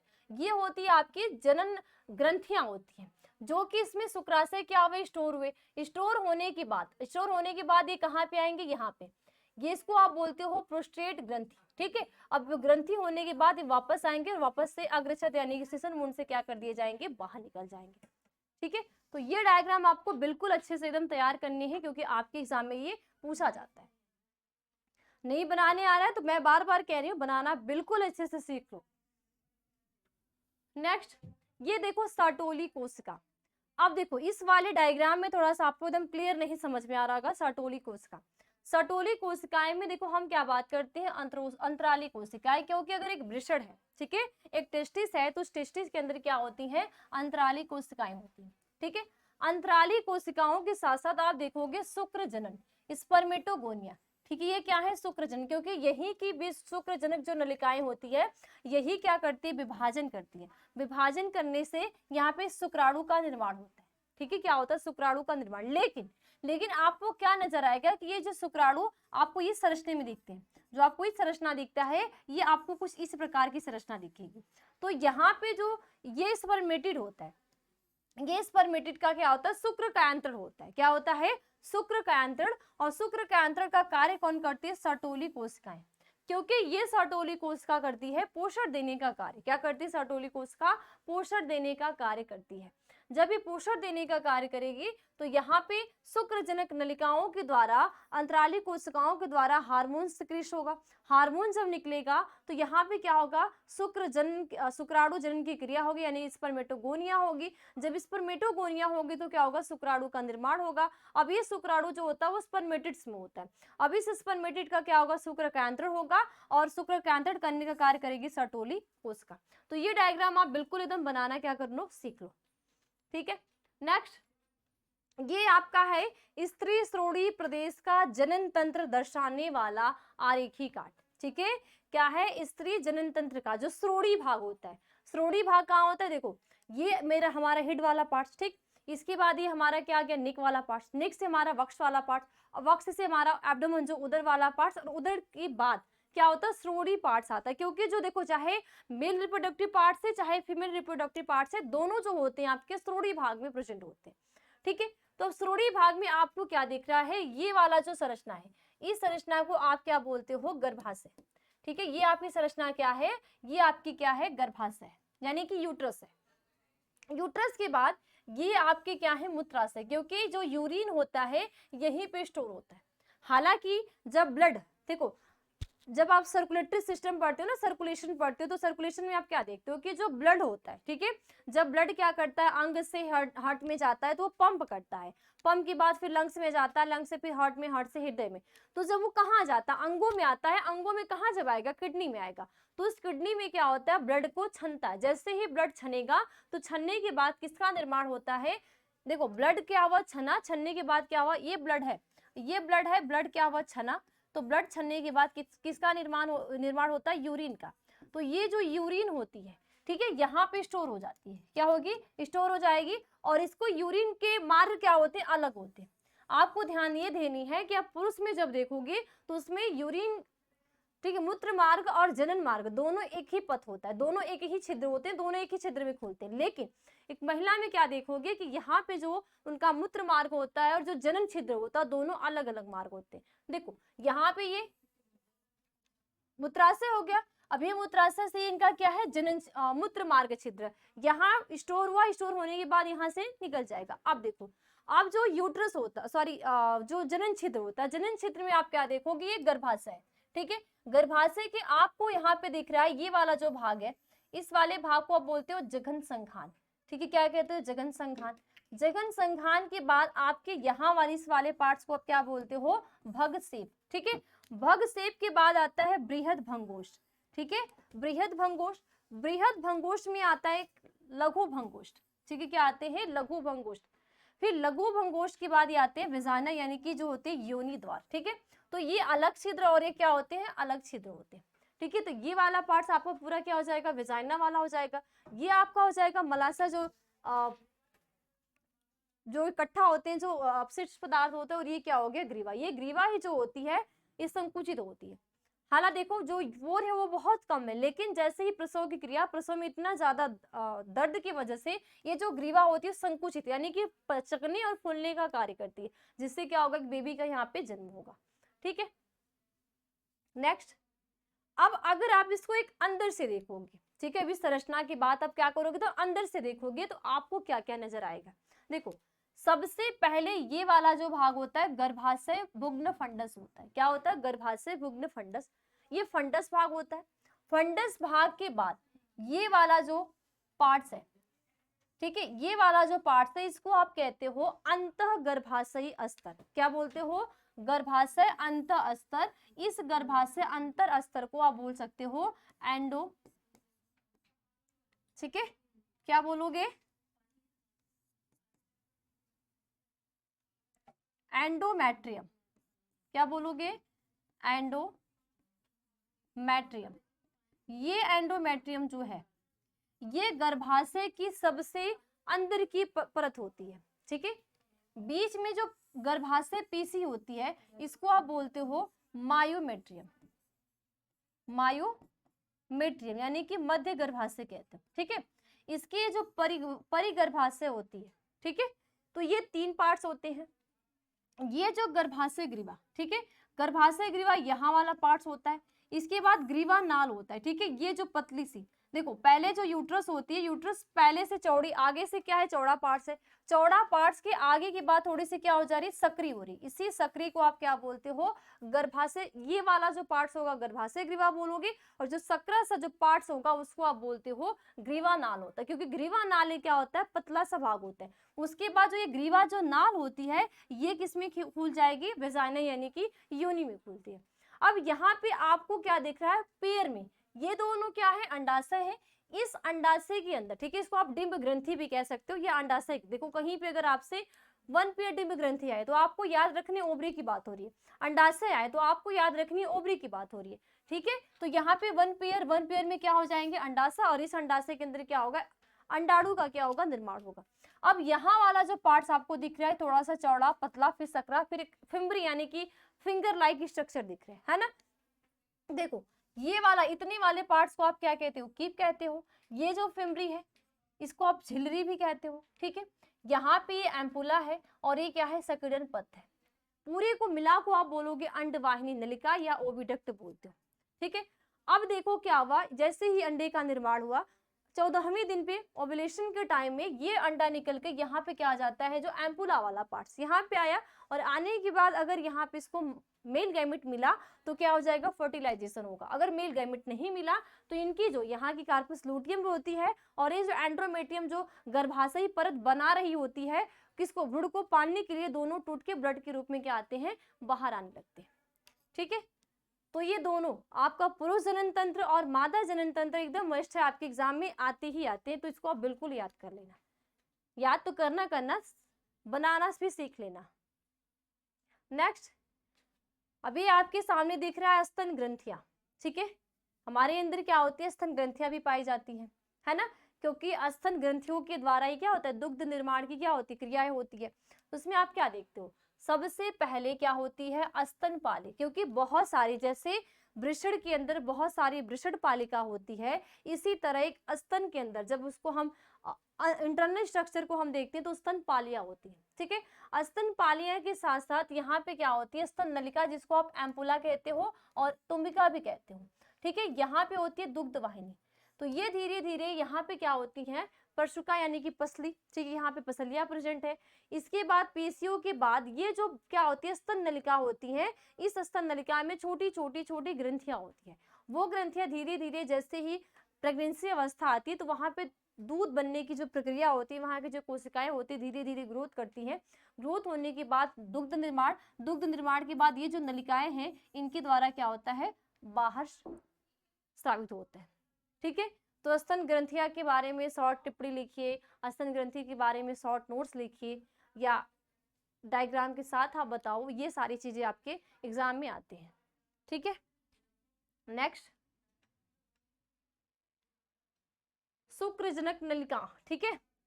ये आपको डायग्राम उस टाइम का दिख रहा है, ये भी आपके बोर्ड एग्जाम में आते हैं। और ये डायग्राम आपको किस टाइम का दिख रहा है, जब क्या दिखता है कि ओव्यूलेशन भी हो गया, ठीक है, सेक्सुअल इंटरकोर्स भी हो गया। सेक्सुअल इंटरकोर्स के बाद ये जो, ठीक है, ये जो स्पर्म है, ठीक है, ये जो स्पर्म क्या है, शुक्रजनक नलिकाओं के आरेखी काट। यहाँ पे आपको क्या दिख रहा है, ये छोटे छोटे आपके क्या स्पर्मेटिड है, ठीक है, क्या है आपके स्पर्मेटिड है। और ये आपके क्या है, सटोरी कोशिका, ये भी क्या है, सटोरी कोशिका। आपको क्या दिख रहा होगा कि ये जो स्पर्म है, ये जो स्पर्म है इस सटोरी कोशिका में धसे हुए, यानी कि इस सटोरी कोशिका के द्वारा इनको क्या मिल रहा है, पोषण मिल रहा है। तो पोषण प्राप्त करके ये धीरे धीरे इनका क्या हो रहा है, देखो ये आपके पहले जो संरचना होती है कुछ इस प्रकार की होती है, ठीक है, कुछ इस प्रकार की। तो ये इससे तो भाई, क्योंकि क्या चाहिए, एंजाइम चाहिए। एंजाइम कहाँ मिल रहा है, इसके हेड वाले पार्ट्स में, ठीक है, हेड वाले पार्ट्स में क्या हो रहा है, एंजाइम भी मिल रहा है। तो ये सर्टोली कोशिका में धसे हुए होते हैं और सर्टोली कोशिका से पोषण प्राप्त करते हैं। जैसे ही इनको पोषण मिलता है तो हिड में, वक्ष में और टेल में क्या हो जाते हैं, डिवाइड हो जाते हैं।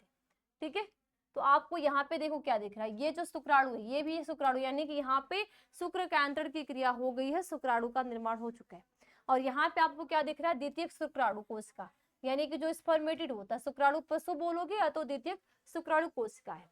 ठीक है, और ये वाली जो संरचना आपकी है इसको आप बोलोगे प्राथमिक शुक्राणु कोशिका।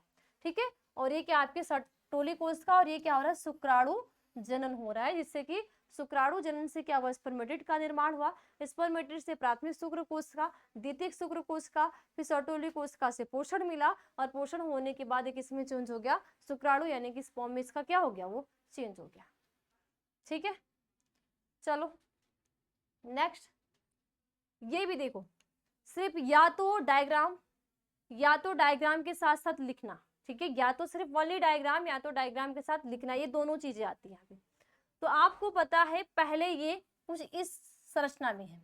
ठीक है, पहले क्या है, इस संरचना में है, लेकिन धीरे धीरे धीरे क्या हो रहा है, इसका सर्टोली कोशिका के द्वारा पोषण मिल रहा है, जिसको आप सर्टोली कोशिका को ब्लीडिंग सेल भी कहते हो। ठीक है, तो आप जब सर्टोली कोशिका से इसको पोषण मिला तो इस प्रकार में चेंज हो जाता है। अब इस प्रकार में चेंज होने के बाद इसके ऊपर एक टोपी नुमा संरचना होती है। ठीक है, यहाँ पे क्या होगी, टोपी नुमा संरचना। इस टोपी नुमा संरचना को आप क्या कहते हो, एक्रोसोम। क्या कहते हो, एक्रोसोम कहते हैं, क्योंकि इस एक्रोसोम में क्या होते हैं, एंजाइम स्रावित होते हैं। क्या होते हैं, एंजाइम स्रावित होते हैं। अब एंजाइम स्रावित बनते कहाँ से, एक्रोसोम का निर्माण कहाँ से होता है, तो आप हमेशा याद रखोगे गोल्गी। ठीक है, गोल्गी बॉडी से, क्योंकि जो गोल्गी बॉडी है, ठीक है, गोल्गी बॉडी से क्या होगा, एक्रोसोम का निर्माण, क्योंकि जो गोल्गी बॉडी होती है वो एंजाइम को बनाने का कार्य करती है।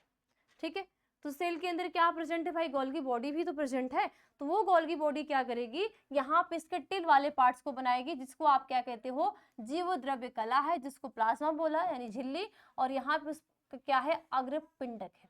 अब ये बीच वाला पार्ट जो होता है इसको आप बोलते हो केंद्रक युक्त गुणसूत्री पदार्थ, यानी कि ये जो न्यूक्लियस है, तो इस न्यूक्लियस के अंदर क्या होते हैं, गुणसूत्री पदार्थ होते हैं। क्या होंगे, गुणसूत्र होंगे। तो इसमें गुणसूत्र कैसा होगा, एक्स और वाई होगा। ठीक है, कैसा होगा, हालांकि एक्स पूरा सेम होंगे, लेकिन लास्ट वाला जो होगा सेक्स क्रोमोसोम होता है वो क्या हो जाएगा आपका एक्स और वाई। अब इसमें से जो एक्स मिला तो गर्ल्स और वाई मिला तो क्या हो जाएगा, बॉयज हो जाएगा। अब यहाँ पे जो ग्रीवा, ठीक है, एक नेक लाइक स्ट्रक्चर को आप क्या बोलते हो, ग्रीवा कहते हो। अब इस ग्रीवा के नीचे जो वक्ष वाला पार्ट्स आएगा, यहाँ पे आपके प्रेजेंट है मध्य खंड में। ठीक है, मध्य खंड में क्या होते हैं, सूत्र कणिका, यानी कि जिसको आप माइट्रोकांडिया भी कहते हो। सूत्र कणिका या माइट्रोकांडिया को हम कोशिका का पावर हाउस कहते हैं, क्योंकि हमें किसी भी कार्य को करने के लिए, हमें चलने के लिए, फिरने के लिए, है ना, कोई भी कार्य है तो किसी भी कार्य करने के लिए हमें क्या चाहिए, एनर्जी चाहिए। क्या चाहिए, एनर्जी। तो ये एनर्जी हमें कौन देता है, एनर्जी को बनाता कौन है, क्योंकि माइट्रोकांडिया में एनर्जी का निर्माण होता है। माइट्रोकांडिया को ही हम कोशिका का पावर हाउस कहते हैं, है ना, कहते हैं ना। तो माइट्रोकांडिया में क्या होगा, एनर्जी बनेगी, एनर्जी का निर्माण होगा। जब एनर्जी का निर्माण होगा, ठीक है, क्या होगा, जब यहाँ पे एनर्जी का निर्माण होगा तो जैसे ही इसको एनर्जी मिलेगी, क्योंकि इसके अंदर माइट्रोकांडिया सेल ऑर्गेनस है, ये इसको क्या करेगा, मूवमेंट करने, क्योंकि स्पर्म की सबसे पावरफुल जो स्पर्म होता है वही मूवमेंट करके क्या करता है, एम्पुला में जाके एग से क्या हो जाता है, फर्टिलाइज हो जाता है। ठीक है, एग से क्या हो जाता है, निश्चित, हालांकि मिलियन संख्या में जाते हैं।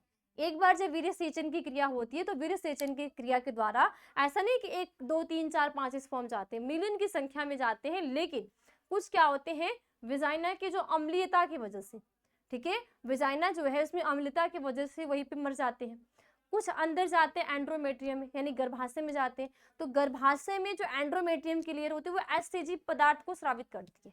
क्या करती है, HCG पदार्थ को स्रावित करती है, जिससे उसकी अम्लता की वजह से मर जाते हैं, है ना। कुछ धीरे धीरे जो उनकी क्या होती है, जब वो कहाँ जाते हैं, अंडवाहिनी में। तो अंडवाहिनी में क्या होता है, सीलिया फेमरी होती है ना, तो कुछ उनकी सीलिया में फंस जाते हैं।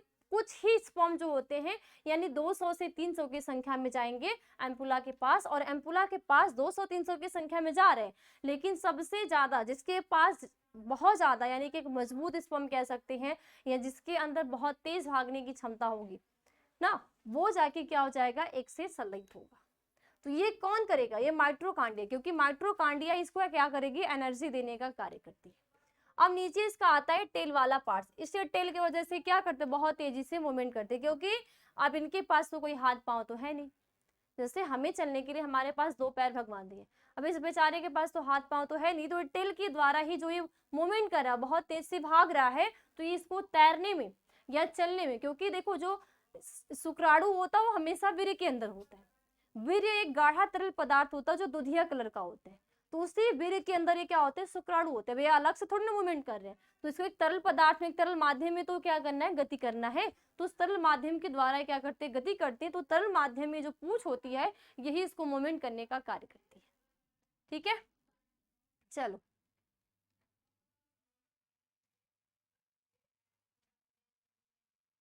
ठीक है। ये जो आपका डायग्राम है अंडाशय के आरेखी काट, वही जो हमने बात किया वही वाला हो गया।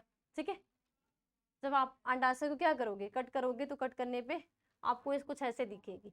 अब यहाँ पे ये जो हमने अभी ऐसे ऐसे बात की कि नहीं मिलियन की संख्या में जा रहे हैं ना, मिलियन की संख्या में जा रहे हैं, मिलियन की संख्या में जाने के बाद कुछ फिमरी में फंस जा रहे हैं, कुछ वेजाइना की अम्लता की वजह से डेथ हो जा रही है, कुछ गर्भाशय में जो एससीजी एंड्रोमेट्रियम के द्वारा कुछ पदार्थ स्रावित हो रहे हैं उसके द्वारा उनकी डेथ हो जा रही है, यानी कि उनकी जो सक्रियता है, जो एक मूवमेंट करने की जो कैपेसिटी वो कम हो जा रही है।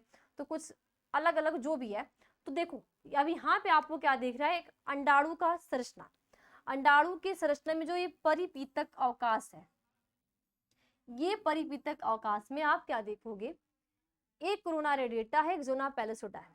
ठीक है, तो जोना पैलिसोडा जो ग्रीन वाले कलर की है वो जोना पैलिसोडा है, और ये वाली जो टुकड़ों टुकड़ों में आपको संरचना दिख रही है ये आपकी क्या है, कोरोना रेडिएटा है। देखो अब जैसे ही वीर्य सेचन हुआ, सेक्सुअल इंटरकोर्स हुआ एम्पुला में, ये मानो कहाँ है, एम्पुला में। एम्पुला में आपको क्या दिख रहा है, कुछ दूर है, ठीक है, कुछ की गति क्या है, दूर है। ये बेचारा यहाँ पे घुसने की कोशिश कर रहा है ना। यहाँ पे इसको आप क्या देख रहे हो, ये अंदर एकदम जो जोना पैलिसोडा के लेयर में क्या हुआ है, घुस ही गया है। तो इनमें से सबसे पावरफुल कौन हुआ, इन तीनों में से सबसे पावरफुल कौन हुआ, ये हुआ, क्योंकि इसके अंदर क्या थी, ये सबसे पावरफुल था, इसके अंदर कैपेसिटी ज्यादा थी, जिसके वजह से इसने क्या किया, कोरोना रेडिएटा को भेदते हुए, क्योंकि इसने क्या किया, देखो ये क्या कर रहा है, कोरोना रेडिएटा से दूर है, पीछे मतलब कोशिश कर रहा है ना, होता ना कोशिश करने वालों की हार नहीं होती है, तो ये बेचारा कोशिश कर रहा है। ये बेचारा यहाँ पे एकदम पहुंच ही गया है, बस इसको अब लग रहा है कि नहीं मेरी जो मंजिल पास में है, लेकिन तब तक दूसरा आके क्या किया यहाँ पे, ठीक है, दूसरा यहाँ पे क्या किया है, एकदम जोना पैलिसोडा कोरोना को भेदते हुए जोना पैलिसोडा के पास आ गया है, और यहाँ पे क्या हो जाएगा, फर्टिलाइज हो जाएगा। ठीक है, क्या हो जाएंगे, संलयित हो जाएंगे।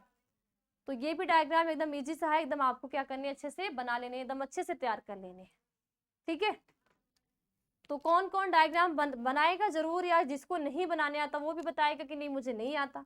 जिसको बनाने आता है, लेकिन कौन कौन इसको अच्छे से बनाने आता है, लेकिन ऐसे बिना देखे बनाने के लिए बोल दिया जाएगा तो नहीं बनाएगा, तो वो आपको एकदम प्रैक्टिस करनी है। ठीक है, क्या करनी, एकदम अच्छे से इसको प्रैक्टिस करनी है। तो कौन कौन जिसको बनाने आता वो भी बताएगा, जिसको नहीं आता वो भी बताएगा, और कौन कौन बनाएगा प्रैक्टिस करेगा वो आप लोग कमेंट करके जरूर बताइए। ठीक है,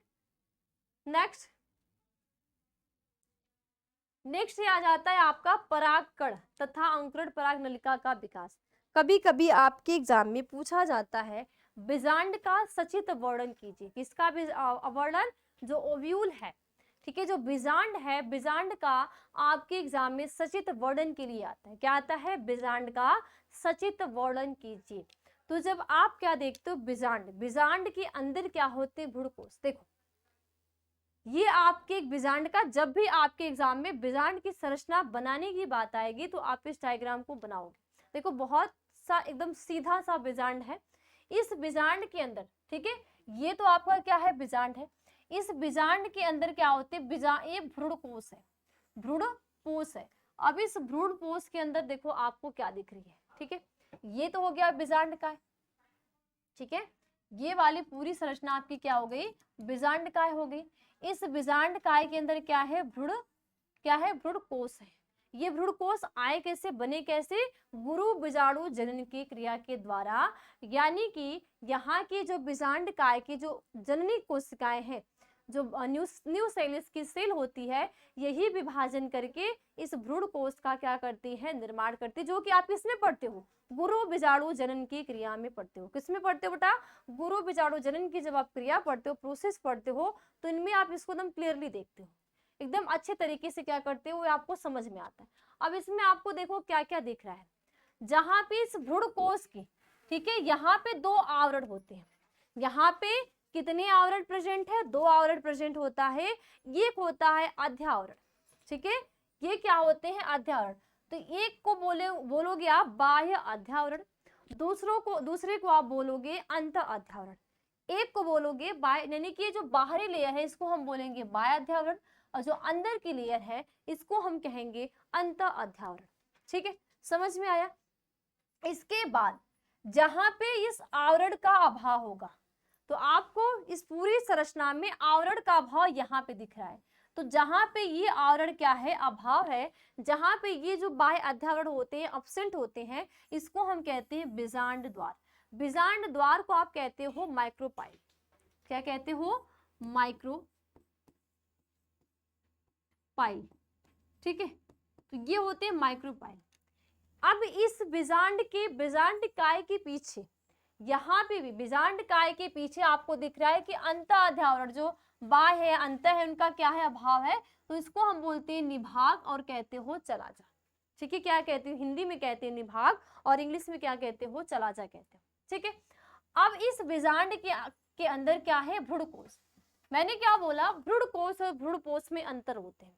भ्रूणकोश प्रेजेंट है बीजांड काय के अंदर, ओव्यूल है, ओव्यूल के अंदर बीजांड काय है, और इस बीजांड काय के अंदर क्या होते हैं? एम्ब्रियो सैक प्रेजेंट होते हैं, यानी कि भ्रूणकोश क्या होते हैं? प्रेजेंट होते हैं। अब इस भ्रूणकोश के अंदर आपको ऊपर की तरफ यहाँ पे, ठीक है, 3 सेल्स दिखाई देती है, जिसको आप कहते हो प्रतिमुखी कोशिका।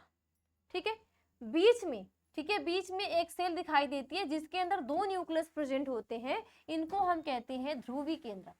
ठीक है, ध्रुवी केंद्र के बाद यहाँ पे भी नीचे की साइड भी 3 प्रेजेंट होती है, और 3 में होता है आपकी एक अंड कोशिका, बीच में अंड कोशिका, और साइड में क्या होती है? सहायक कोशिका। ठीक है, इसको आप क्या बोलते हो? सहायक कोशिका। सहायक कोशिका के बाद यहाँ का जो स्थान होता है इसको बोलते हैं संवहन पूल। ठीक है, और ये जो पतली सी संरचना होती है, डंठल जैसी संरचना, इसको हम बोलते हैं बीजांड वृंत। जैसे हम पुष्प में एक पतली से जो पुष्प वृंत होता है, पतली सी फिलामेंट लाइक जो स्ट्रक्चर होता है, उसको हम पुष्प वृंत कहते हैं।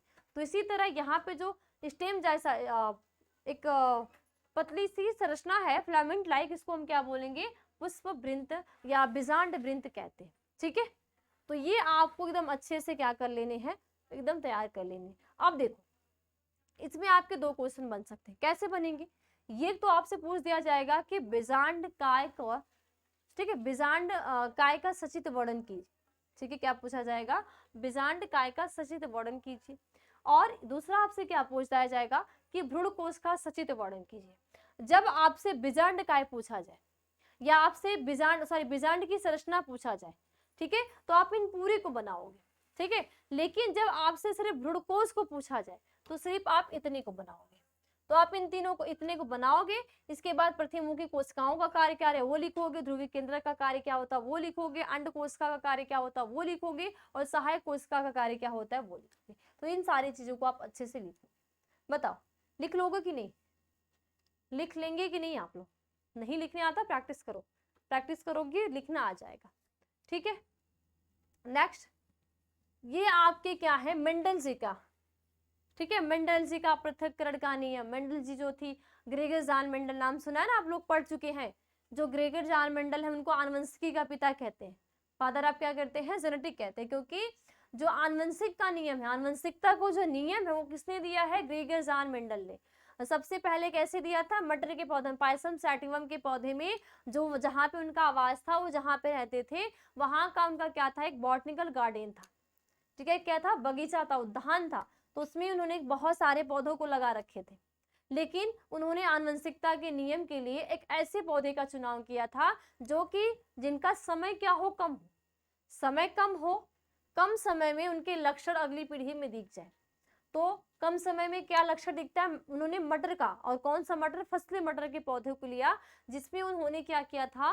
3 नियम को दिया था, प्रभाविता का नियम, युग्मक शुद्धता का नियम और स्वतंत्र अभिवन का नियम। देखो, तो जो प्रभाविता का नियम है ना, युग्मक सिद्धता का नियम है, ये दोनों एक संकर क्रॉस को फॉलो करता है। ठीक है, मेंडल का जो प्रभाविता का नियम या एक संकर क्रॉस जो है वो मेंडल के प्रभाविता का नियम और मेंडल का जो युग्मक शुद्धता का नियम, ठीक है, उसको फॉलो करता है।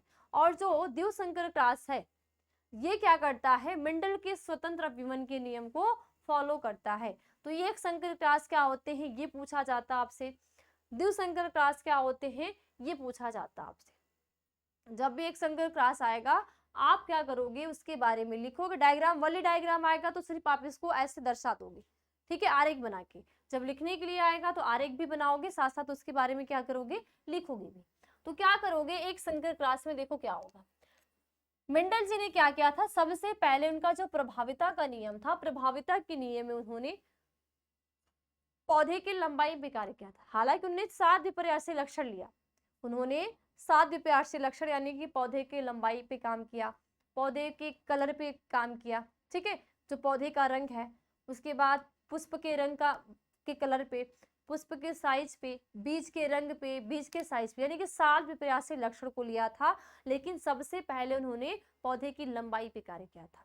तो पौधे की लंबाई पे उन्होंने क्या किया था, एक लंबा पौधा लिया था और एक बौना पौधा लिया था, और ये दोनों क्या थे, शुद्ध जनक थे। यानी कि पूरा जो लंबा है वो पूरी तरीके से शुद्ध है, एकदम पूरे जो लंबे वाले होते हैं, मिक्सअप नहीं कि ना तो लंबा ना तो बौना, है ना। और एक शुद्ध होता है, ये नहीं कि जो एक होता है ना कि थोड़ा सा लंबे हुआ, लंबे से थोड़ा सा मध्य वाला, मध्य से थोड़ा सा वो बौना, नहीं वो नहीं, एकदम बौना। ठीक है, तो उन्होंने क्या किया, एक लंबे पौधे को लिया और एक बौने पौधों को। लंबे पौधे को कैपिटल टी से दर्शाया और बौने पौधों को स्मॉल टी से दर्शाया। आपको पता है कि जब हम किसी के बीच में युग्मक को क्रॉस कराते हैं, जब हम किसी भी जनक का संकरण कराते हैं तो गैमेट निर्माण की क्रिया करते हैं, यानी कि युग्मक निर्माण को करते हैं। तो इन्होंने क्या बनाया, युग्मक। तो युग्मक क्या बनाओगे, capital T cross small T, युग्मक बन गया। युग्मक बनने के बाद इनमें क्या हुआ, संकट कराए। संकट कराने पे इन्होंने क्या देखा कि जो इनकी यफन पीढ़ी थी उसमें सभी पौधे क्या आए थे, लंबे आए थे। यानी कि एक संकट क्रॉस में सारे पौधे क्या थे, लंबे आए थे, यानी कि सभी विषम युग्मजी लंबे थे। विषम युग्मजी का मतलब ये पूरे शुद्ध लंबे नहीं थे। ठीक है, अगर सिर्फ यहाँ पे कैपिटल टी होता तो इसको शुद्ध लंबा हम कहते, यहाँ पे स्मॉल टी होता तो इसको शुद्ध बौना कहते। लेकिन यहाँ पे कैपिटल टी और स्मॉल टी आया है, यानी कि जो स्मॉल टी था उसने अपने लक्षण को शो नहीं किया और कैपिटल टी ने अपने प्रभाव को शो कर दिया, यहाँ पे लंबेपन को दर्शाया। ठीक है, तो जो लंबेपन आए सभी विषम युग्मजी वाले लंबे पौधे थे। कैसे थे, सभी विषम युग्मजी वाले लंबे पौधे थे। ठीक है, अब आता है द्विसंकर क्रॉस का। द्विसंकर क्रॉस में भी आपसे पूछा जाता है, या तो सिर्फ इसको सचित वर्णन, यानी कि आपको एक क्रॉस कराना पड़ता है, ऐसे ऐसे बना के उसको दिखाना पड़ता है। तो द्विसंकर क्रॉस हमेशा क्या करता है, स्वतंत्र अभिवन का नियम।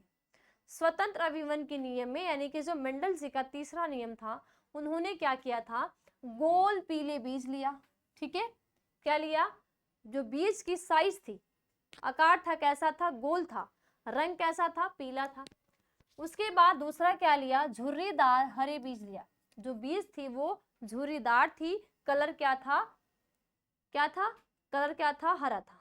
ठीक है, गोल पीला बीज और हरा झुर्रीदार बीज या झुर्रीदार हरे बीज को दोनों के बीच में उन्होंने क्या किया, यानी कि यहाँ पे आपको दो जीनों की वंशागति दिखनी। यहाँ पे आपने क्या देखा, एक जीन की वंशागति, यानी कि सिर्फ देखो, आपको पता है कि आनुवंशिकता में जो एक लक्षण एक पीढ़ी से दूसरी पीढ़ी में ट्रांसफर हो रहे हैं वो सारे दिन होते हैं जीन के।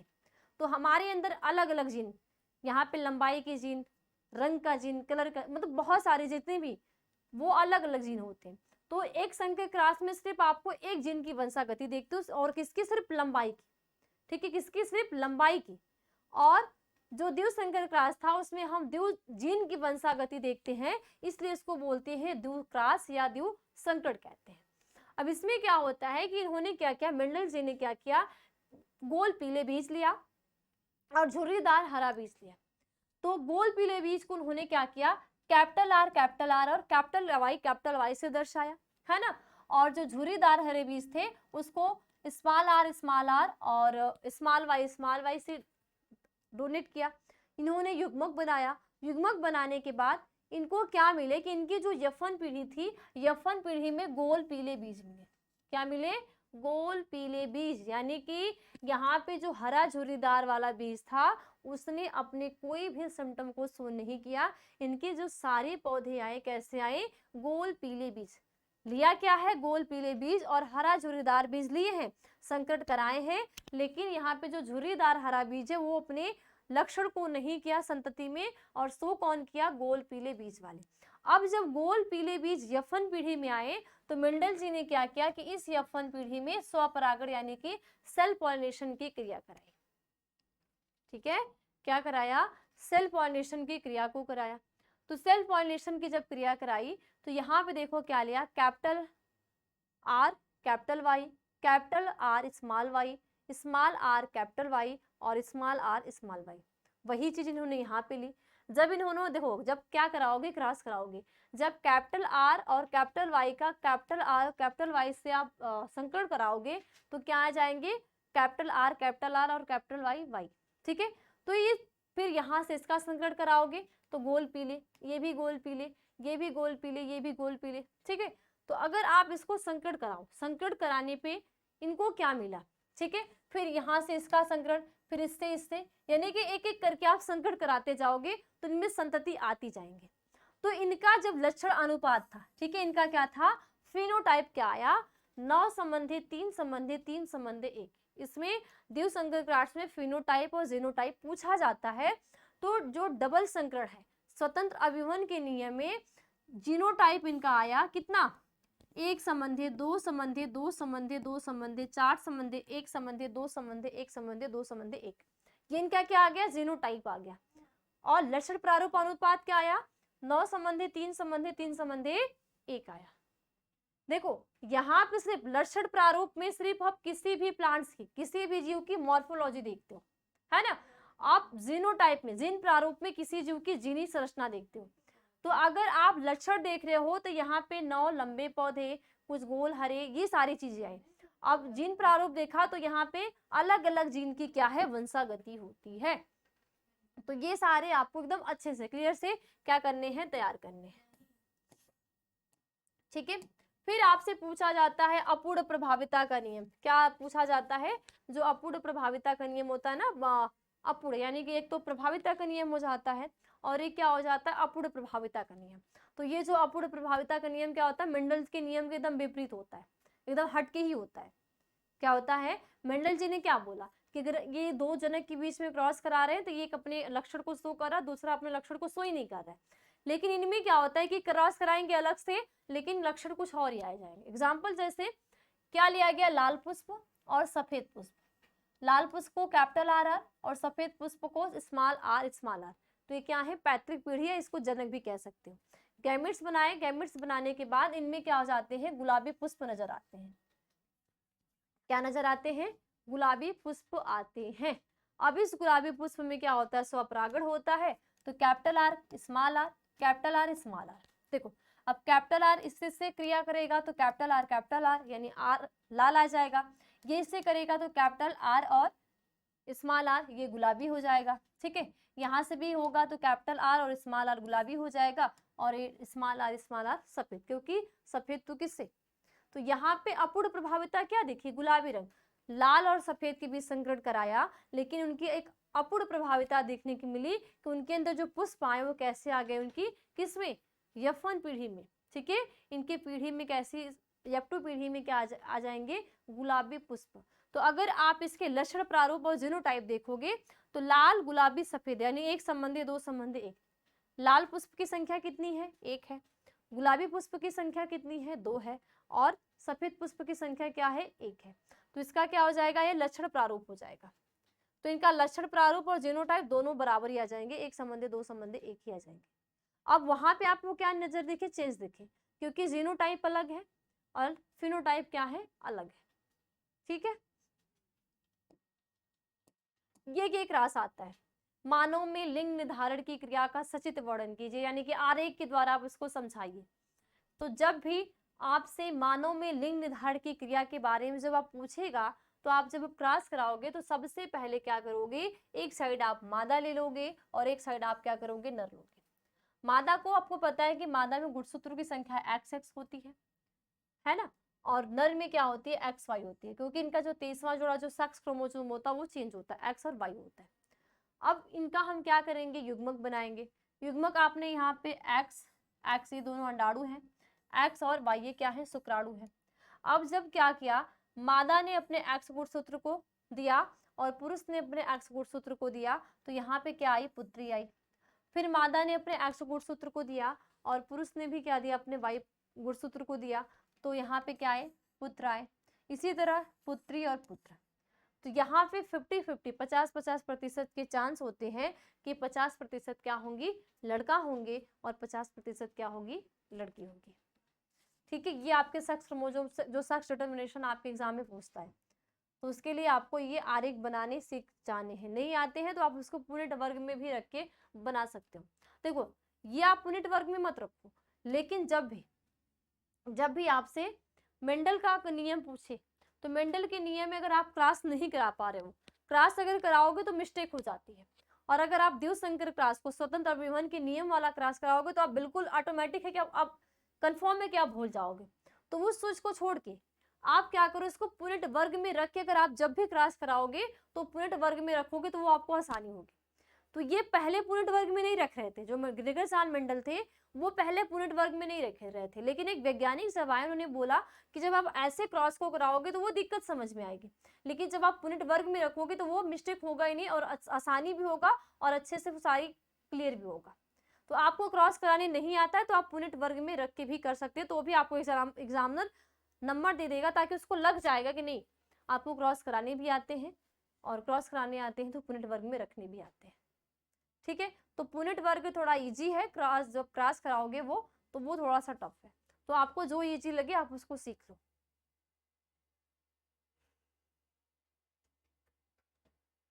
अब ये आपके सामने क्या दिख रहा है, डीएनए। तो ये डीएनए का या तो संरचना पूछा जाता है, डीएनए अणु की संरचना बनाइए, या डीएनए का डबल हेलिक्स मॉडल, या डीएनए का द्विगुणित संरचना का सचित्र वर्णन कीजिए। ये आपके भी ऐसे करके क्वेश्चन भी आपके क्या होता है, एग्जाम में आते हैं, है ना, आते हैं ना। तो आप क्या करोगे, ये डायग्राम बनाओगे। अब आपको पता है कि जो दूरी होती है, ठीक है, जो चौड़ाई होती है, ये इनके क्या होते हैं, न्यूक्लियोटाइड श्रृंखला होती है। ठीक है, 2 श्रृंखलाएं होती है, एक जिसमें एक 5 डैश होती है और एक 3 डैश होती है। तो अगर यहाँ पे 5 डैश है और यहाँ पे 3 डैश है, ठीक है, तो यहाँ पे आके क्या हो जाएंगे, यहाँ पे 3 डैश हो जाएंगे और यहाँ पे 5 डैश, क्योंकि ये द्विगुणन संरचना है। एक कुंडली नुमा क्या एक संरचना होती है, जिसमें इनकी दूरी क्या होती है, 20 नैनोमीटर होती है। ठीक है, 5 डैश से 3 डैश की दूरी को जब आप देखोगे तो 20 नैनोमीटर होती है, इनका जो एक गैपिंग होता है ना। और इसके बाद एक न्यूक्लियोटाइड से यहाँ तक की जब आप दूरी देखोगे तो कितना होता है, 3.4 नैनोमीटर। कितना होता है, 3.4 नैनोमीटर होती है। कितनी होंगी, 3.4 नैनोमीटर। ठीक है, इसके बाद यहाँ से यहाँ तक की दूरी को आप छोटी खाज कहते हैं।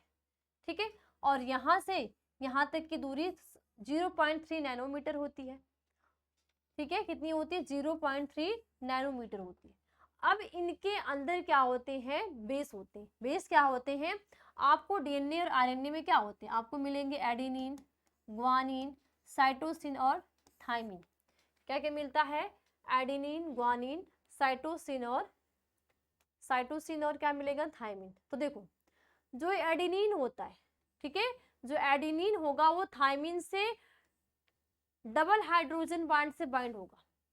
ठीक है, जो एडेनिन होता है वो थाइमिन से डबल बॉन्ड से, और कौन से बॉन्ड, हाइड्रोजन बॉन्ड से बंधित होगा या बाइंड होगा। और जो ग्वानिन होते हैं वो, ठीक है, ग्वानिन जो होंगे वो साइटोसिन से हाइड्रोजन के ट्रिपल बॉन्ड से बाइंड होते हैं। तो आप कहीं भी आपको ये लिखना होगा तो अगर आप एडेनिन और थाइमिन को जोड़ोगे तो डबल बॉन्ड से जोड़ोगे। ठीक है, ग्वानिन और साइटोसिन को जोड़ोगे तो ट्रिपल से जोड़ोगे, या साइटोसिन और ग्वानिन को जोड़ोगे तो ट्रिपल से जोड़ोगे, या थाइमिन और एडेनिन को जोड़ोगे, बात एक ही है। तो किससे जोड़ोगे, डबल बॉन्ड से जोड़ोगे। तो जो एडेनिन होता है वो थायमिन से हमेशा डबल बॉन्ड से बाइंड होता है, और जो ग्वानिन होता है वो साइटोसिन से हमेशा ट्रिपल बॉन्ड से बाइंड होता है। और कौन सा बॉन्ड? हाइड्रोजन बॉन्ड से। ठीक है, किससे? हाइड्रोजन बॉन्ड से बंधित होता है। तो आपके एग्जाम में जब आएगा तो आपको पूरी अच्छे से इसको डायग्राम बनाना होगा, और डायग्राम बनाने के साथ साथ उसके बारे में आपको क्या करना होगा? लिखना भी होगा। ठीक है, चलो ये है न्यूक्लियोसोम। ठीक है, क्या है? न्यूक्लियोसोम। तो इस न्यूक्लियोसोम का भी कभी कभी पूछ लिया जाता है। तो जिसमें आपको क्या दिख रहा है? डीएनए दिख रहा है, डीएनए के बाद H1 हिस्टोन दिख रहा है। ठीक है, फिर नीचे हिस्टोन का अणु दिख रहा है, और ये बीच में क्या है? हिस्टोक अष्टक है। क्या है? हिस्टोक अष्टक है।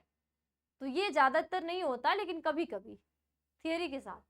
ठीक है, वॉलेट डायग्राम तो नहीं आता, लेकिन थियरी के साथ साथ कभी कभी ये जो सामने आपके डायग्राम है ये पूछे जाते हैं।